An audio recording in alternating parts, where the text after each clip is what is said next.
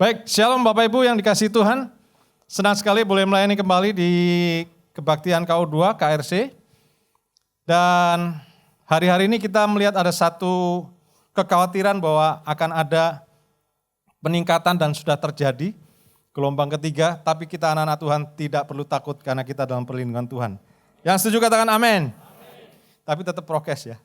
Tetap jangan lepas masker, termasuk saya juga. Baik. Bulan-bulan ini dan tahun ini kita diperkenalkan oleh gembala kita dalam satu tema tentang kebaikan dan kasih karunia Tuhan. Mercy, multiplied, grace dan mercy. Karena itu saya akan mengajak kita untuk melihat satu bagian firman Tuhan tentang kasih karunia. Dan saya menemukan ada satu ayat yang sangat menarik ketika saya membaca ayat ini, saya ingin bagikan kepada saudara pagi ini.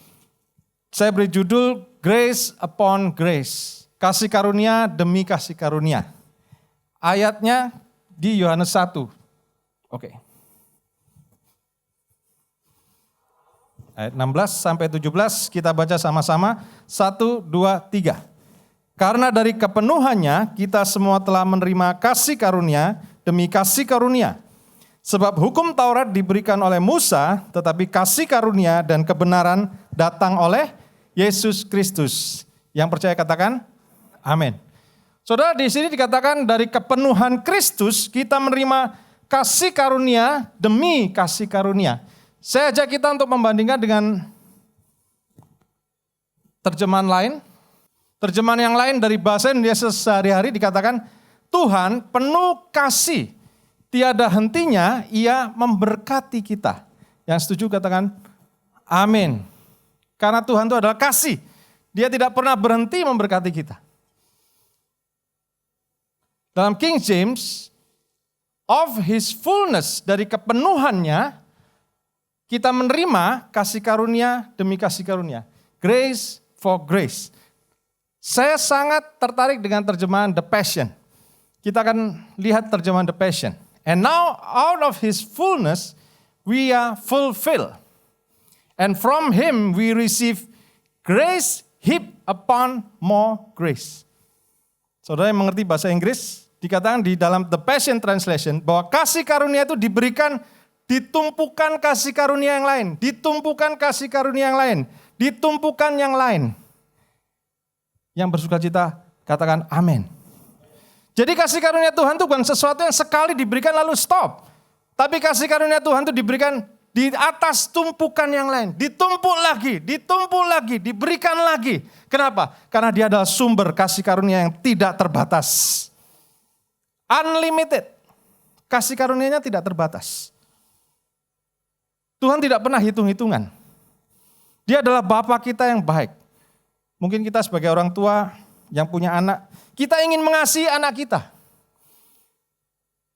Tapi kasih kita terbatas. Betul? Rekening kita terbatas. Dompet kita terbatas. Kita kepingin kasih, tapi ada batas. Tapi Bapa di surga tidak punya batas. Dia sangat ingin memberkati kita anak-anaknya dengan kasih karunia yang tidak terbatas. Yang setuju katakan amin. Bersyukur bahwa kita punya Bapa yang tidak terbatas. Sekalipun mungkin kita saat ini penuh dengan keterbatasan, tapi Allah kita sanggup melampaui segala keterbatasan. Melampaui ruang, waktu, pikiran kita, tenaga kita, usaha kita. Tuhan mampu. Dan dia punya stok kasih karunia yang sangat berlimpah. Saudara tidak perlu takut bahwa dia akan kehilangan kasih karunia. Kekurangan. Mungkin saat ini kita kekurangan. Kekurangan kesehatan, kekurangan keuangan. Mungkin hubungan kita sedang ada masalah. Tapi percayalah bahwa di dalam Yesus Kristus kasih karunia-Nya dilimpahkan dengan tidak terbatas. Amin. Nah, sekarang saya akan ajak kita lihat. Apakah ada persyaratan tertentu untuk kita menerima kasih karunia? Kadang-kadang kita berpikir, Pak, kok saya lihat orang itu menerima kasih berkat lebih luar biasa daripada saya? Kok orang itu kelihatannya baik-baik? Bahkan kadang-kadang kita melihat orang di luar Tuhan, kehidupannya lebih baik, lebih sukses, lebih kaya, tidak ada masalah. Saya punya teman yang di luar Tuhan, 2 tahun ini dia satu keluarga gak kena COVID. 2 tahun loh saudara. Nah sedangkan kita anak-anak Tuhan banyak yang kena COVID ya. Bahkan banyak yang dipanggil Tuhan. Apakah kasih karunia Tuhan kurang buat kita? No. Semua itu ada rencana Tuhan dan kita hanya berserah kepada Dia. Tapi kita percaya bahwa kasih karunia Tuhan itu bukan hanya terbatas pada masalah keuangan, kesehatan, hubungan. Ada yang jauh lebih luar biasa. Tapi kita tentunya juga mau menerima kasih karunia demi kasih karunia yang tidak terbatas. Yang setuju katakan amin. Nah saudara, apakah ada persyaratan untuk seseorang itu bisa menerima kasih karunia Tuhan? No. Manusia biasa semua seperti kita. Kita nggak perlu jadi spesial untuk menerima kasih karunia Tuhan. Karena untuk menerima kasih karunia Tuhan itu yang spesial adalah Tuhan kita, bukan kita yang spesial. Yang setuju katakan amin. Yang spesial adalah Tuhan Yesus kita. Tuhan yang luar biasa yang mau turun dari tahtanya jadi manusia. Itu yang luar biasa. Dari kasih karunia yang luar biasa itu, maka Tuhan memberikan kasih karunia demi kasih karunia. Dipulihkan lewat Tuhan Yesus.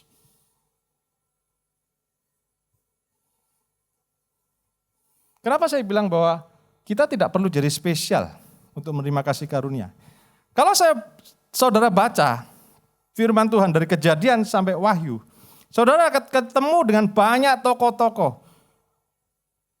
Entah itu gembala, entah itu hamba Tuhan, nabi, pengajar,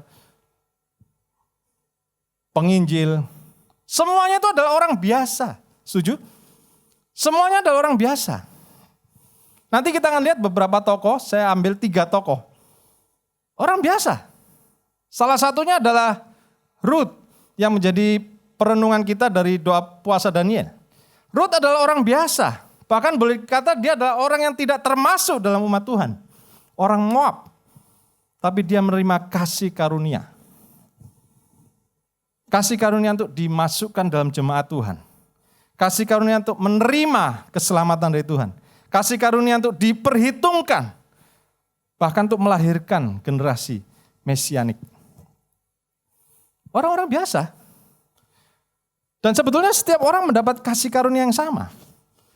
Karena Rasul Paulus berkata dalam Roma 5 ayat 15. Sebab jika karena pelanggaran satu orang, semua orang telah jatuh di dalam kuasa maut, jauh lebih besar lagi kasih karunia Allah dan karunia-Nya yang dilimpahkannya atas semua orang karena satu orang, yaitu Yesus Kristus. Seperti yang saya bilang tadi, Yesus, Allah yang jadi manusia, itu kasih karunia yang terbesar yang pernah kita terima sebagai umat manusia. Kalau Tuhan Yesus tidak turun sebagai manusia, kita tidak akan pernah menerima kasih karunia demi kasih karunia. Kita akan terus berkutat dengan kesalahan dosa kita. Kita akan terus berputar-putar. Tidak mencapai Kanaan. Di padang gurun terus menerus. Kelihatannya kita menjadi baik, tapi sebetulnya kita sedang berputar-putar di luar Tuhan. Tetapi karena Yesus Kristus, Allah yang jadi manusia, Dia yang memulihkan bukan hanya jiwa, tubuh, tapi juga roh kita dan hubungan kita dengan Allah Bapa di surga. Yang setuju katakan, amin. Nah saudara, saya kembali. Bahwa orang seperti Ruth itu orang yang biasa. Tapi dapat kasih karunia. Dan sebetulnya bukan hanya Ruth yang dapat kasih karunia. Kalau saudara baca kitab Ruth, ada satu lagi yang namanya Orpa. Yang sebetulnya juga dapat kasih karunia. Tetapi mengapa mereka bisa memiliki jalan yang berbeda akhirnya? Nanti kita akan lihat. Tokoh kedua yang saya mau kasih tunjuk nanti adalah Abraham. Namun kita lihat yang Ruth dulu ya. Baik, bagaimana kita bisa menerima kasih karunia? Walaupun memang kasih karunia itu diberikan tanpa syarat, semua orang bisa menerima. Tetapi kasih karunia yang kita terima, harus kita respon. Kalau kita tidak merespon dengan baik kasih karunia Allah, maka kasih karunia berikutnya tidak bisa kita terima. Kita lihat Ruth. Mengapa dia bisa menerima kasih karunia demi kasih karunia? Ada karakter tertentu. Saya tidak bilang bahwa orang harus punya ini ketika dia menerima kasih karunia. Tetapi ketika dia mempunyai karakter seperti Ruth ini, maka Tuhan itu senantiasa melimpahkan kasih karunia-Nya kepada dia. Tuhan tidak pernah kehabisan kasih karunia, tidak pernah kehabisan berkat. Sama seperti sinar matahari, mau mendung, mau hujan, mau panas, dia tetap bersinar dan tetap terbit dari timur. Betul nggak? Tapi kadang-kadang kita nggak terima sinar matahari itu. Kenapa? Karena ada mendung. Karena hujan. Atau mungkin karena kita lagi berteduh, di rumah tidak keluar-keluar rumah, pandemi. Jadi kita nggak pernah dapat sinar matahari. Tapi sebetulnya surya itu tetap bersinar. Amin. Matahari itu tetap keluar. Cuman kita yang enggak dapat. Ada persyaratannya untuk kita menerima. Tapi Tuhan tetap kasih. Hujan. Hujan itu kasih karunia Tuhan. Amin. Tapi kalau kita tidak merespon dengan baik, hujan bisa jadi musibah. Betul enggak? Kalau kita buang sampah sembarangan, kalau kita tebang pohon sembarangan, hujan itu bukan jadi berkat, tetapi jadi musibah. Jadi banjir, jadi tanah longsor, jadi bencana alam. Jadi kita lihat bahwa respon kita terhadap kasih karunia Allah itu harus berbanding lurus dengan karakter kita. Yang setuju katakan amin. Kita tidak bisa mengharapkan kasih karunia Allah demi kasih karunia Allah, tapi kita tidak pernah berubah. Kalau kita tidak mau memperbaiki diri, memposisikan diri untuk menerima berkat itu.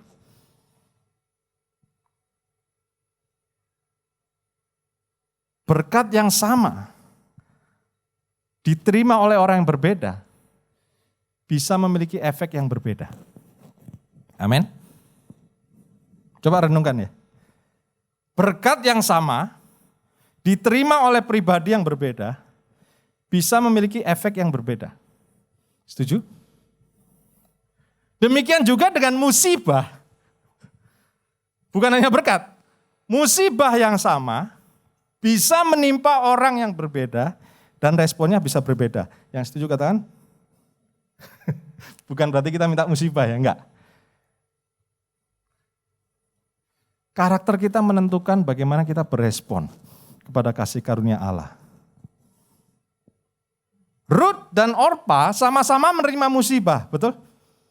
Sama-sama ditinggal suami. Suaminya meninggal, dua-duanya. Sama-sama ditinggal mertuanya, yang laki. Jadi tinggal mertua perempuan. Akhirnya mereka bertiga perempuan. 3 janda dalam satu rumah. Cukup berbahaya ya. 3 janda dalam satu rumah. 1 janda aja udah berbahaya. Ini 3 janda dalam satu rumah. Tidak ada laki-laki sama sekali. Tidak ada penghasilan. Deposito udah habis. Aset-aset sudah habis. Maka Naomi memutuskan pulang balik ke kampung halaman. Nah, mereka menerima musibah yang sama. Mereka mengalami peristiwa yang sama. Ditinggal mertua, ditinggal suami, sama. Tapi respon Orpa dan Ruth berbeda. Ruth itu attitude-nya positif. Dia nggak pernah kepahitan. Amin. Dia ditinggal suaminya. Dia ditinggal mertuanya yang laki, nggak ada penghasilan, miskin, dulu kaya. Saya percaya Ruth dan Orpa mau dinikahi oleh anak dari Ibrani karena orang kaya. Betul nggak? Karena mereka itu pendatang. Pasti mereka punya simpanan yang banyak, ekonominya baik. Ketika ambil menantu pasti gampang. Ruth dan Orpa dengan gampangnya mau dinikahi oleh anak Naomi. Karena situasi lagi baik. Semuanya tercukupi. Tetapi ketika satu persatu habis, satu persatu diizinkan Tuhan diambil, maka responnya berbeda. Ruth tidak pernah kepahitan. Ruth tidak pernah sakit hati. Ruth tidak pernah menyesali. Tapi Orpa mungkin dia menyesal. Seandainya aku dulu nurut sama orang tuaku, tidak nikah dengan orang Ibrani. Iya kan? kan pendatang. Mereka orang Moab. Seandainya aku tetap menikah dengan pacar lamaku, aku tidak akan mengalami ini. Orpa terus merenung, menyesal. Karena itu ketika mertuanya bilang, udahlah kamu pulang aja, jangan ikut saya. Aku sudah gak punya apa-apa. Kalkulatornya bekerja. Iya ya, ngapain ya gue ikut? Dulu enak, dulu kaya. Setelah itu satu persatu mati, dipanggil Tuhan. Jangan-jangan keluarga ini dikutuk. Iya toh. Secara alami kita pasti berpikir hal yang sama. Coba bayangkan, maaf, misalnya ada satu keluarga yang ditinggal suami, ditinggal mertua, ditinggal ipar, akhirnya tinggal 3 perempuan. Pasti kita ngomongnya apa? Kena kutuk. Pasti ada yang salah, pasti ada dosa, pasti ada utang gak dibayar. Mungkin dulu nenek moyangnya melakukan ini dan itu. Nah, Orpa, dia kalkulatornya jalan. Daripada gua ikut, nanti gua mati juga.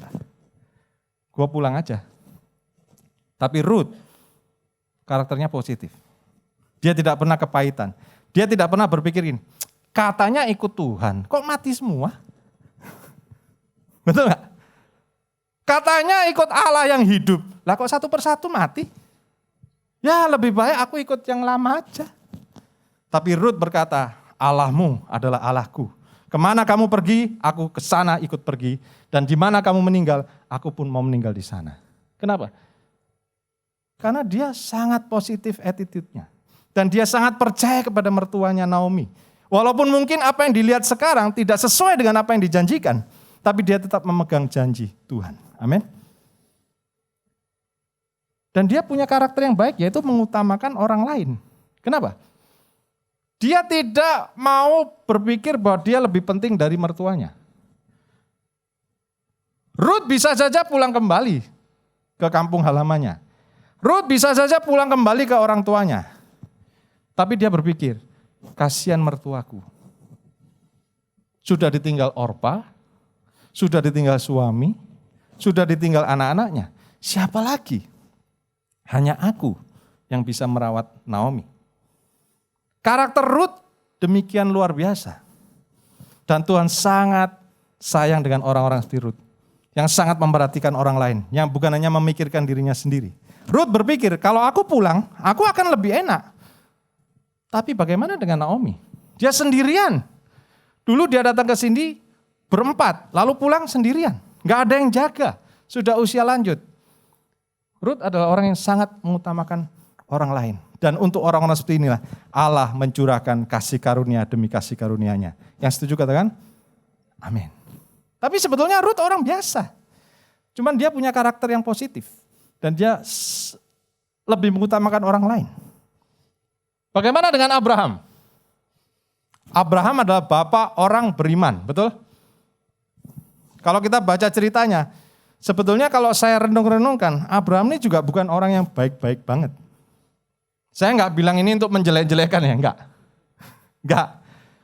Tapi coba saudara renungkan, kalau Anda baca kitab Kejadian, Abraham pernah dalam satu waktu ketika dia ketemu dengan satu raja,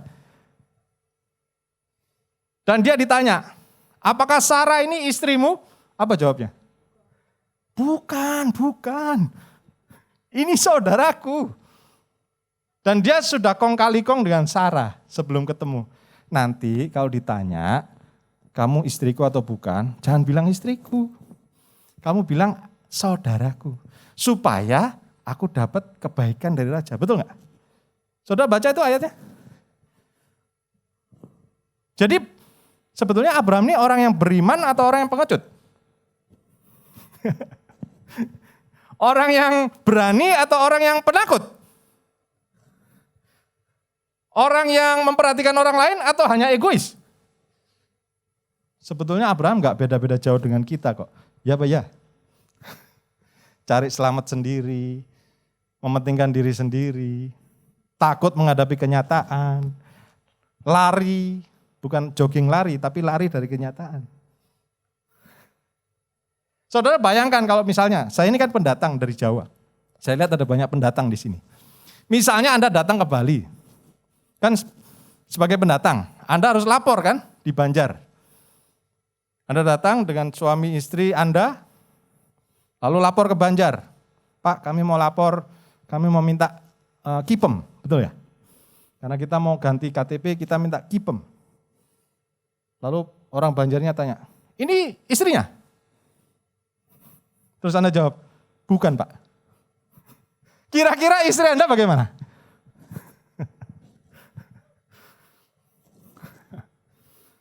Atau mungkin Anda istri juru bicara ya.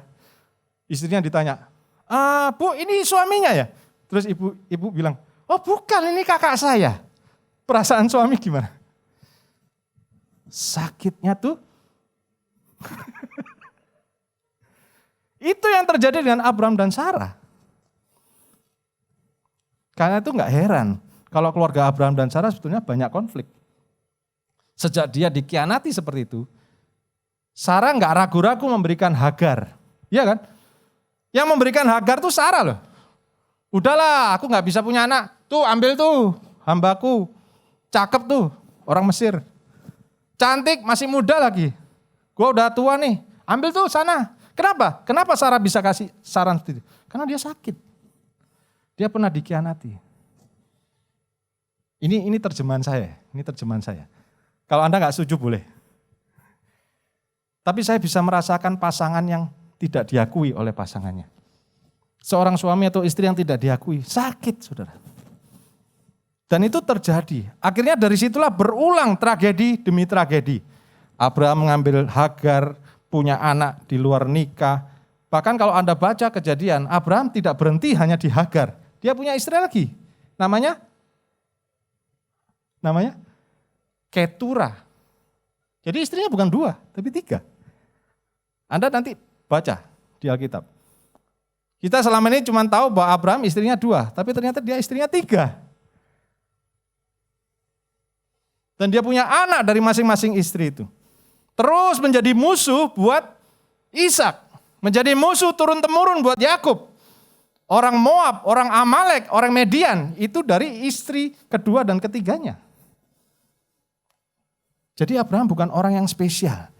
Tapi dia mendapat kasih karunia Allah.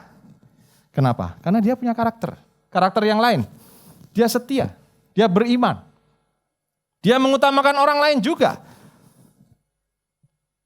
Dari mana saya bisa bilang dia mengutamakan orang lain? Ketika dia menyelamatkan Lot. Mungkin di dalam kisah Sarah dia kelihatan egois. Tapi dalam masalah Lot, dia mencari Lot, dia menyelamatkan Lot. Ketika Sodom dan Gomora mau dihancurkan, dia berdoa syafaat untuk kota Sodom dan Gomora. Dia bertanya, Tuhan kalau ada 50 orang saja, apakah kau akan hancurkan Sodom? Enggak. Kalau 40 Tuhan, kalau 30 Tuhan. Ini luar biasa, bisa tawar-menawar dengan Tuhan. Karena dia mengutamakan saudaranya. Dia tahu ada orang yang membutuhkan untuk didoakan. Jadi Abraham dalam kesederhanaannya, dalam kekurangannya, dia juga punya kelebihan. Dan Tuhan sangat mengasihi orang-orang yang punya karakter, mengutamakan orang lain. Penuh iman, percaya kepada janji Tuhan. Yang ketiga, Yakub. Yakub adalah bapak orang Israel. Namanya penipu, artinya penipu, diubah menjadi Israel. Pahlawan Allah, Israel Elohim. Tapi dia seorang yang pengecut. Dia menipu orang tuanya sendiri untuk dapat berkat. Dia menipu kakaknya untuk dia dapat berkat kesulungan. Orang-orang ini orang-orang yang biasa sama seperti kita. Tetapi beroleh kasih karunia. Bukan karena kebaikan kita, tetapi karena Tuhan Yesus Kristus yang menebus kita. Yang setuju katakan amin. Kita orang-orang biasa. Tapi kasih karunia demi kasih karunia dilimpahkan kepada kita. Yakub juga nggak kalah liciknya. Yakub juga banyak punya masalah dengan keluarganya. Istrinya berapa? Ayo, sekolah minggu ini. Istrinya Yakub berapa? Loh kok diem? Hah? 2. Lalu yang 2 lagi? Istrinya 4. 4 tuh gimana? Kok lupa semua nih? Dalam salah satu cerita ketika dia dijanjikan untuk menikah dengan Rahel, di malam pernikahan Rahel ditukar dengan Lea. Yang nuker siapa? Mertuanya kan, Laban. Saya tuh mikir-mikir gini, masa sih orang menikah, pasangannya ditukar malam itu nggak tahu. Saya tanda tanya besar. Tapi itu yang terjadi. Yakub orang penipu. Dia bisa saja berpura-pura nggak tahu. Tapi Tuhan memakai orang-orang yang seperti ini untuk memasyhurkan namanya. Karena demi kasih karunia, bukan karena kebaikan kita, tetapi karena kebaikan Allah kepada kita. Yang setuju katakan amin. Baik, saya akan tutup dengan ayat terakhir. Yakub ini sebetulnya juga punya kelebihan. Dia orang yang rajin, dia percaya penuh kepada orang tuanya, dan dia setia. Dia selalu membayar perpuluhannya ketika dia menyeberang. Saya akan tutup dengan satu ayat terakhir. Bahwa kasih karunia demi kasih karunia itu diberikan kepada kita. Mari kita bangkit berdiri, kita baca sama-sama ayat ini. Ayat ini menunjukkan bahwa kasih karunia itu bukan karena kebaikan kita, tetapi karena Yesus Kristus yang menutup bungkus darah kita.